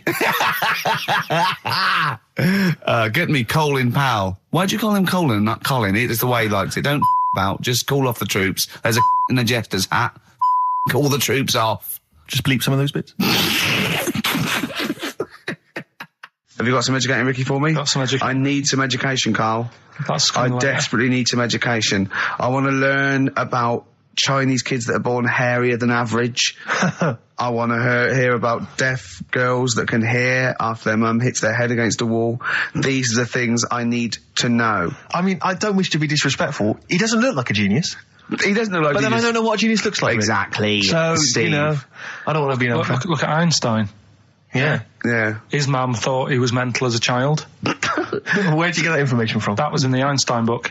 Well, it was in the Einstein book, then it's presumably true. Which Einstein book is that? His Theory of Relativity? The big book of Einstein stuff. Oh, yeah. Yeah, the big bumper book of Einstein stuff. It's for a coach trip, and you have to fill in E equals MC1 squared, 2 fish, or 3 hello, and then it's multiple choice, and you fill it. It's great. It's Did his mum brilliant. think A, he was a genius, B, mental?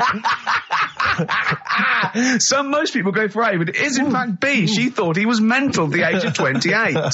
Oh, Carl, you never let me down. You never let me down. So have you got Educating Ricky for me? We've got Educating Ricky coming up. We've got Rockbusters. We've got Rockbusters. Great As seen and talked about in Heat. In Heat magazine. It's got really tough this week now. We're not messing about anymore. Right. Got some good prizes. Absolutely, yeah, we'll talk about those later. Because, I mean, was it last week that you had the classic? Was it, I can't remember, I'm paraphrasing, Carl, apologies. Something like, I'm here in Texas, I've fallen in a puddle, and my knee has got wet. Yeah. Whitney Houston. Whitney Houston. And Yeah. also, it was last week when there was a little bit of confusion over the one for Holly Valance. Right? Of course. I don't think it was confusion, I think it was your error. Yeah. No, it wasn't. And it was because- Holy Valance, and you meant Pelmet. Then One. Becky, who called up that time and said, if you get mistaken with Pelmet, right, she sent me an email in a week saying, I've done a bit of research. Yeah. It was my fault. I've made an error. Yeah. It is a Valance. Okay. And I know about Valances. As I told you last week at the very end, my auntie loves them. Yeah. Right? She makes them. She started off just like putting them on top of the sort of window around the curtain. And then she thought, I can do more with this. Yeah. And she had a little coffee table that had magazines underneath. And she said, I'm sick of seeing them magazines when I'm sat down. She sounds like a Pilkington. So I'm sick of seeing them magazines when I sit down. So she put a valance around the table. She just got valances around everything now. Yeah. Then, next step, she tapes everything. She never actually watches telly. She tapes it all because she gets sick of listening to the adverts and that. Yeah. So she tapes everything. So she's got loads of videotapes and that. And the video used to get on her nerves. When she was watching a film, she'd see the clock changing. Oh. And it distract her from the film. So she put a valance around that. Yeah. That's genius. Yeah. So, that is or is it mental? Only Mrs. Einstein can tell. I don't know. She's even made her little Jack Russell look like a hovercraft. Yeah. He's great. So everything's got a balance. If you go round and you stand still for too long, the chances are you get a balance around your head. Yeah. This is this is Auntie who? Auntie Nora. And this is the one that farted for 5 minutes.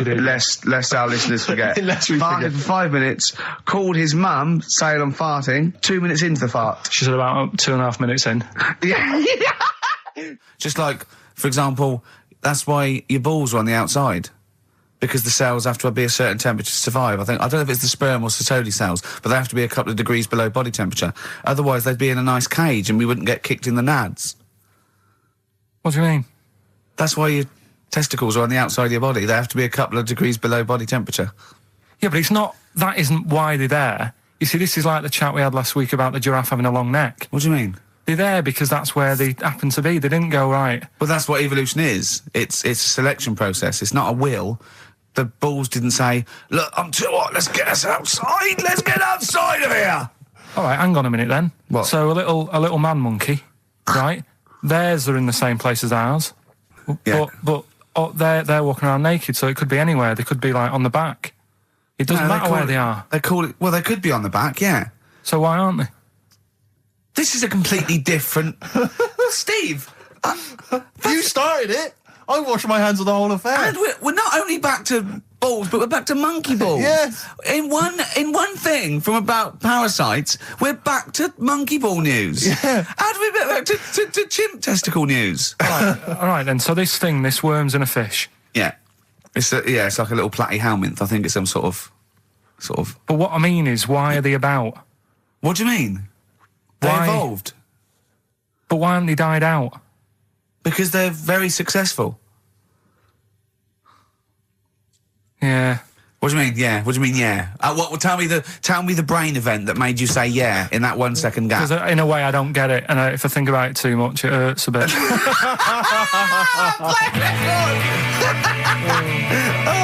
They've just been around for years, Carl. Yeah. Like Cliff Richard or something like that. Yeah. Carl's look at him. Carl looks at you like a cat. Yeah. Whenever we leave him behind, if we don't talk like straight at him and let him see our lips moving, and it's monosyllabic and very look, he's lost in that conversation there. He just drifted off, didn't you, Carl? No, I just was also thinking on animals and that. Something else I was going to use. Go on. Was this isn't a radio show, is it? I just suddenly caught myself. This is nothing. I told you that before. It's been bad today. No, but I mean, it's the way, this casual way that it's like we almost have no regard for our listener, and I'm not proud of that. I just don't know what to do about it. Do you know what I mean? I don't know how to do this properly. I mean, we're just chatting here. I mean, it's only Anderson who's seen through us, and that surprises me that more people haven't. I mean, what are the figures like? Do people listen to this show? Well, I'll find out for you. You keep saying that. But, there's this parrot, and, apparently it lives I mean, Rick, it's unique, if nothing else. I mean, when you wake up with Woken Tomorrow, you're not even going to hear him start a line with there was this parrot. Go on, there was this parrot, yeah, go on. And it can talk and that. Someone's obviously, taught it how to speak and that. And, it flew away, and it's living in this church, right? And people are at the church doing hymns and that, and then Trouble's brewing. in between the If that hymns. parrot was owned by an old miner who used to swear a lot, Yeah. Well, then the vicar is going to be really annoyed. That vicar, that vicar's going to go on. I just hope it stays quiet, Rick, during the vicar's sermons. Yeah, go on. have you read it? No, go on. Have you read it? No, because that's what happens, right? Go on, tell us, Carl. During the hymns, it's sort of effing and jeffing and stuff. And everyone's like going, oh, it's quite funny, really. It doesn't know what it's doing. Everyone's having a laugh. Yeah. But it's causing a havoc at funerals. When did this happen? Not years ago. John was a much-loved man. He was a wanker. Yeah. So anyway, that was another story. What can you say about Uncle John? Bollocks. Oh, Carl, I love the fact that when you look at things, you go, that's interesting. The parrot swears at funerals. That'd be a nightmare. And it stays with you. You see, for a simple man, you retain an awful lot of knowledge. It's just all rubbish. Do you know what I mean? If you just replaced all this rubbish with good stuff, you'd be an intellectual. Yeah. Really. Because, your retention is fantastic. Yeah. So Did I lose you again there, did I? Was it the word retention? We've still got Wash Up With You. Yeah. Should we play a record and do Wash Up With You? Yeah, we'll play a bit of Aqualung then. Aqualung! Depeche Mode there, and I Feel Loved. Who'd have thought Depeche Mode would have been that huge? I think I'm seeing little lads from Basildon with little plinky plonky sound. I thought that'd be it. They'd be like Visage or something. That'd be it. And now they're stadium rock fillers. They're huge. They conquered America. He went through some hard times. He came out the other way, and well done. But see, I think what you just said there is a very good example of why they are and why certain other bands aren't. Because if you think about it, for me, you see, whenever I think of a band name, if I see a new band's come along or whatever, I always use a very simple test, which is, can you imagine that you're the announcer at a huge event? Maybe it's like broadcasting around the world, like Live Aid or Nelson something. Mandela or it's a concert. Nelson Mandela Freedom concert. Yeah. And you can imagine someone He's there. Nelson's there. Yeah, Everyone's with the there. Spice Girls. Oh, they're all there. But you can imagine someone saying, ladies and gentlemen, please welcome to the stage, Depeche Mode. Yeah. Rolling Stones. The Who. Exactly. But you can imagine someone saying, ladies and gentlemen, please welcome to the stage, Visage. Ladies and gentlemen, will you please welcome our headline act? Welcome Idlewild! Exactly. Ladies and gentlemen, please welcome to the stage, Ned's Atomic Dustbin. It doesn't... Do you know what I mean? You just know. The Levelers! Some bands aren't going to make it. Ladies and gentlemen, please welcome to the stage, Mega City 4. You know what I mean? It's just a simple test. We'd like you to do that at if home. you're thinking of starting a band, or you've just named your band, you're just beginning, just phone in, tell us, or email in, tell us what your band name is, and we will use that simple test. And we will do the test. Ladies and gentlemen, will you please welcome to the stage... the Franken Walters! Jimmy Eat World! Ladies and gentlemen, please welcome to the stage, Cooper Temple Claws! I don't think it's going to happen for those lads. Here's a good It's one. a simple test anyway, but... 100 reasons, please welcome to the stage, 100 reasons. 100 reasons I think would work quite well. I'm just going to give the email address, ricky.gervais@xfm.co.uk. You've got a real problem with Rick Waller, haven't you? He turns my stomach. I know, but don't... Because he's arrogant as well, though. Exactly. That's the problem. To explain to people that... No, he is a bit arrogant. It's his whole thing, it's the whole package, so to speak, that you don't But there's another thing in this quote, because it's not just the fact that he eats too much. He tried apparently to lose some weight, and he said the first month I lost 11 pounds, the next I lost a stone, but in the third my body did somersaults and I put on 9 pounds. I had a slip up. I can't say when, why or how, but it just sneaked up on me. Yeah. I don't believe it. Yeah. Don't believe it just sneaked up on me. That body's never done a somersault in its life. No. It just sneaked up on him. Me, yeah. It was the cakes again. Yeah. It was the same old cakes as before. It was exactly the same problem. Sleep eating. Yeah. It's called. It was the KFC bucket again. It was the family-sized KFC bucket for breakfast. Dear. Poor man. The other thing is that I don't think that's a very good shock tactic for a doctor to tell a 20-something, well, to be honest, you've got 20 years to live. Yeah. That's not... and when I was 20... The thought of dying at 40 was fine. Yeah. I didn't want to live to 40. I just thought, what can you do when you're 40? Yeah. Just laying around doing nothing. Eating cheese. And then you got there and you discovered... No, but someone said... The dream came true. Sophie here sent me something and she says, I realise you're not Graham Norton, but I had to send you this. And she sent me the top of a little cream cheesy thing. And it's the brand name is Gervais.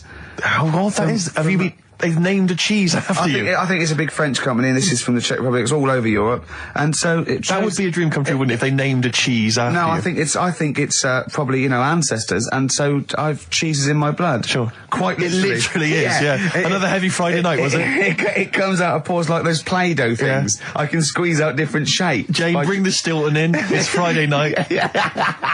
This man isn't alive. fried.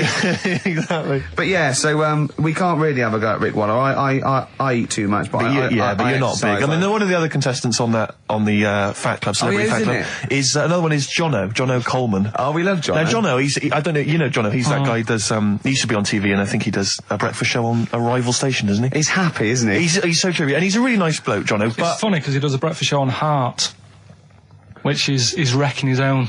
There's a bit of irony. I love Carl. Thanks, Carl. Do you know what I mean? Yeah, I love you. I can see where you're coming from. Yeah, that's good. But we've met Jono a couple of times. We saw him at a couple of, not wishing to say not to show off, but a couple of awards dues. Yeah, And- that's showing off. But Like they- people would have seen dead there. Well, yeah, but we went to one where everyone was in like tuxedos or suits and ties. Not Jono. Jono was wearing a pair of Bermuda shorts, Big Bermuda and a shorts, Hawaiian knee-length Bermuda shirt. shorts with just these little.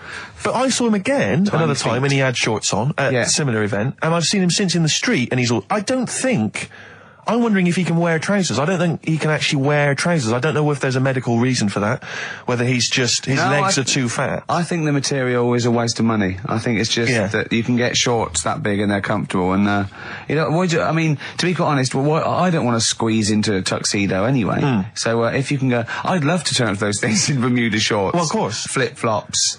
But do you think he started off by wearing, maybe he just had the upper half was a tuxedo with the tie And then the everything, shorts for and the shorts comfort. underneath, and he would just have to come in, kind of sneak behind, a sideboard. Potted plants. Or a potted plant, or bring his kids ahead of him. Yeah. You know, And they you are just wearing go- trousers, aren't you? You're Yeah, wearing yeah, of course I am. Yeah. In you go. Kids move a bit. Well, no. Exactly. Of course I'm wearing trousers. Why would Of course I? I'm wearing And they just trousers. thought, this isn't fooling anyone. So now I'm going to make a wacky effort to sort of, The next excuse stone it. is, I've heard he's going in a grass skirt and a garland around and he's going to come in limboing. But you did ask if you could go to the BAFTAs in a dressing gown, didn't you? Just for ease. Yeah. Yeah. This is the Best Of Show on XFM 104.9. I'm Ricky Gervais, with me Stephen Merchant. Yes. I hope you're enjoying the Best Of.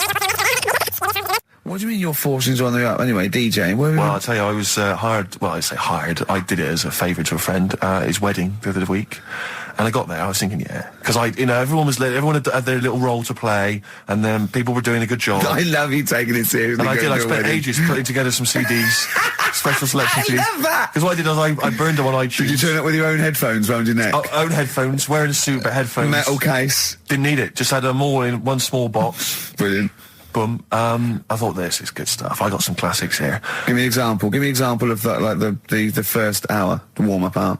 Rick, I'm coming straight in with Frankie Valli, Oh What a Night. Brilliant track. I mean, when those beats start at the beginning, who's not getting on the dance floor? Wait a minute, what's this following up? Go on. It's the Jacksons.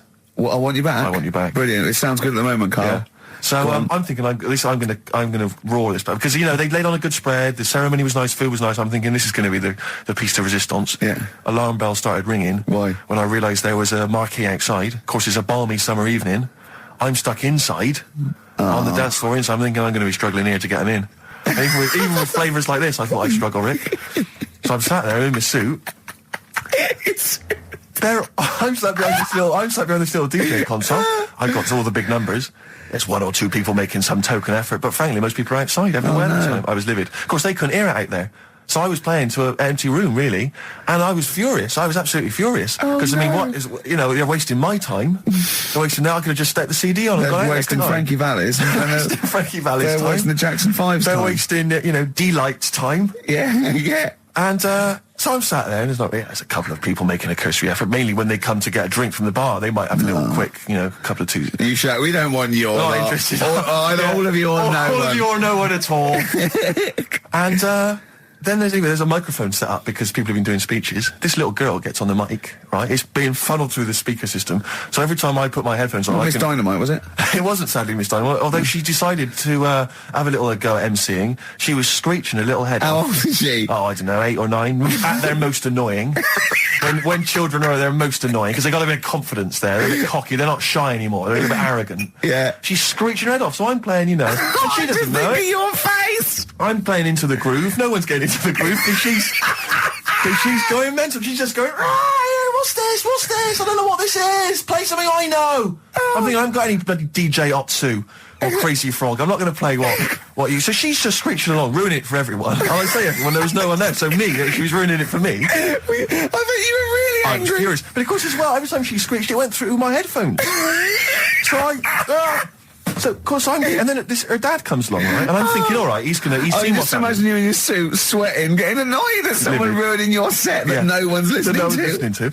I think, her dad's coming over. He's going to put pay to this. He's realised that, she's causing a disturbance.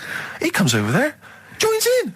No. Sits her on his lap. He's just saying, she's having a whale of a time. I'm thinking I'm furious. I'm thinking it's his responsibility to shut her up. He's not going to do anything. What can I do? I can't step in. No. And I know very well that if I interfere, he's going to say, oh, well, she's enjoying herself and no one's dancing anyway, and we'd have just got into a fracas. Yeah. I didn't want to start a fight. No. Because I don't know, but he'd have knocked you out, wouldn't he? Someone would have got knocked out. And I'm not saying who it would have been, but, but there were, to bear in mind, Rick, there would have been two of them. And, so I didn't want to get into a fight with him. And, anyway, so I'm playing. Anyway, so my friend came along. He realised what was happening, and I didn't have the guts to unplug the microphone because he'd have known. You see. Yeah. So I got my friend to do it when she had her back turned. So he pulled the plug out. The microphone went dead. She went, "What's going on?" I went, "I don't know what you're talking about." I said, "I don't know." She said, "Where's the microphone?" I said, "You must have broken it." I don't know what's going on. Someone will probably make you pay for that.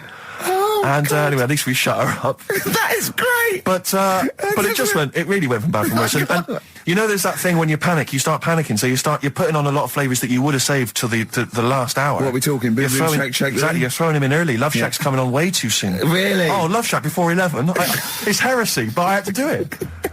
But anyway, in the end, I made the bride go and get some people in. I said, look, it's your special night, all right, and they're going to enjoy this. I'll be honest, love, this is a washout, and it's up to you Exactly. to turn this wedding around, or I'm walking. And I tell you, they're going to have a sour memory of this evening, unless you bring some people and in. Get everyone in dancing. So she got him in at the end. Brilliant. And I'll tell you this, Carl. I mean, I don't know what you say, but they were loving it. They were absolutely loving it. A bloke came over and said, "Have you got Amarillo?" I said, "No," but I put on something even better, Delilah. Wedding crowds always go for Delilah. A song, of course, about old man killing his wife. But it always goes down very well, strangely, at weddings. They get into a sort of hokey-cokey thing. They went berserk for it. And I was following it up with, I had the monkeys, I had all sorts going on. Brilliant. Of course, you know what happens. What? I'm going great guns. People are absolutely loving it. They're rocking it. I throw in, I had something cracking on at the end. Come On Eileen, of course, was on. People were going berserk for it. Which is unfortunate because the bride's name was Eileen. Yeah. And then the bride pipes up. I'm throwing the bouquet. So they all traipse off outside again. Oh. I was furious. Oh, no. I plugged the microphone back in. I said, "What are you doing?" We got, but they went out. Then, of course, you can't get them back once they've done that because all the women are running around. I got the thing. And then they got to wave everyone off, throw the confetti. They ruined your day. I was having a great time and they ruined it. She ruined your special day. She ruined my special night. Oh, no. It's on her head. What would you put on about now, Carl? What if I was DJing? Yeah. Probably about a world party. Go on then. Interesting. Into films and that. It's just that I only, I've just got the 5 channels and flicking about, and I'm not impressed. I mean, I can understand why more people listen to radio and stuff. Yeah. Well, not this one, but go on. Well, when was it? When was the last time I sort of sat down and had time? Because I'm always busy doing stuff and that. Sure. Moaning takes up about 3 hours a day. When did Wimbledon finish? A couple of weeks ago. Right. Found myself sat there, right? I'm not having a go. I know we've stopped Cheeky Freak of the Week and all that, right? So I'm not going to be having a go. Christ, I sat there. I'm scared. No, I'm not having a go. You've always got to remember that. Go on, just get on with it. Get on with it. I'll apologise after. I'm just saying, watching Wimbledon, it wasn't, one of the major games. It was little fellas in a wheelchair having a game. Little fellas in a wheelchair. Right. But for me, I mean, great. They're doing a sport and everything. Don't put it on the telly. What was up with it? There wasn't like a rally going on. No, do you know what I mean? Do you know normally, Christ. like with the well, not Tim Henman, but with some of the other with some of the other players and that, they're playing for ages, aren't they? It's like, who's going to win this and that? Yeah. None of that. It was just like, hit it, net. Oh, Christ! Oh, God! I don't know what to do! And people were like sat there watching it as well when they've got other games going on in there. That's what I couldn't understand. If you've paid your money to get in, yeah. I mean, like I say, good on them. If they, do you know what I mean? But it would have been And they know, always start first in the marathon. I just thought it would have, give him a game of swing ball or something. Yeah. You know what I mean? No, yeah, I understand. Oh, God. Yeah. There's never anything on. XFM in the community. Let's play a tune. Ricky Gervais, Ricky.Gervais. Don't put my name to this last link. Don't put my name to this last link. Ricky.Gervais, XFM.co.uk. Oh. Magic, Virgin, if you're listening, we are available probably sooner than we thought. Oasis and Songbird. It's a nice little ditty It's all right, yeah. of a It's not so Saturday. bad. Yes, thank you. XFM 104.9, Ricky Gervais, Steve Merchant, Karl Pilkington. I think we should go straight into it, Karl. I think we should do the competition. There's Karl in the corner. It seems a little premature. Do you reckon? Yeah, I Do you think reckon so. it's so Yeah, good? We should tease it out of them. Well, it's a big thing. It's just that I've got absolutely nothing to say. Sure. I haven't really. Well, I mean, like often I know you all have spoken to Karl in the week. This week, for some reason, I've been speaking to him. Oh, right. I spoke briefly to him about Michael Jackson and the documentary. Yeah. Now, of course, I thought that was extraordinary. Amazing, and I asked amazing Karl's piece of opinion. work. Yeah. And he didn't mention to me the fact that Michael Jackson likes to climb up in trees. No. He didn't mention anything about his bizarre relationship with children. He didn't mention anything about his obsessive billionaire spending sprees. Right. He didn't mention anything about the mannequins he has in his thing, or the fact that he drives around his sort of 7 hotel suites in Las Vegas in a little kind of old people's scooter. The only thing of note for Karl was he said to me, "Did you notice how big his hands are?" I'll tell you what, though, I did. What? Yeah, how are you looking? The man's got like a face that he's had reconstructed. Well, I can't know. say that's libelous. Yeah, but, he hasn't. He's got an odd he's had two nose face. jobs. Yeah, And you're but looking at his hands. But I think it's because you look at him and he looks a bit like there's a bit of androgyny there, but it's sort of like it is quite a petite sort of old lady's face in a way. But then you see these labourers' hands come out. That's always the way with a tranny, isn't it? You know what I mean? Well, you can't accuse him of being a tranny. No, he's not. No, he's not. What are you saying? No, I know He's got enough issues. Now you're accusing him of being a tranny. I like him. I thought he came out that brilliant. I thought it was really. I really felt sorry for him. No, I think he cleared up a few things as far as I'm concerned. I thought it was a fascinating piece of work, but I did like the shopping spree. That was great. Extraordinary, because he's just got going such around bad just taste. pointing. I know it was bad taste, wasn't it? It was like one of those bizarre shops. You know what I mean? There's anything, sort of a gift shop, but they're trying to make it look like Ming. But if it's sprayed gold. If he'd been living in a trailer park, he'd have been ordering, one of those porcelain dolls dressed like a Harley Davidson bike rider, or an Elvis commemorative plate. It was the kind of billionaire equivalent of that. But the hands were a giveaway. It's the same as those sort of transvestites. It's like you get. What's it about his hands? You know when you get like a cab driver or something, right? And he decides to turn transvestite about 60, and he goes on Kilroy. Do you know what I mean? That way, he got a twin set of pearls, and he goes, "I've never felt so comfortable." But his hands are still big. He's got a little wig, and he's got the lipstick on, and he's with his teenage kids who are going, "Kill me." Do you think he's been having surgery on his hands to make them larger? Bigger, yeah. Is that why he was wearing that glove through most of the Exactly, but I think he wants to be a goalkeeper. Right. And they said, well, you can't, Michael, you got a big hands. It would help him climb the trees. It's right, yeah. And he can play tennis now without a racket. Yeah. So what did you make of it, Karl? Were you intrigued? The Michael Jackson thing. It was all right.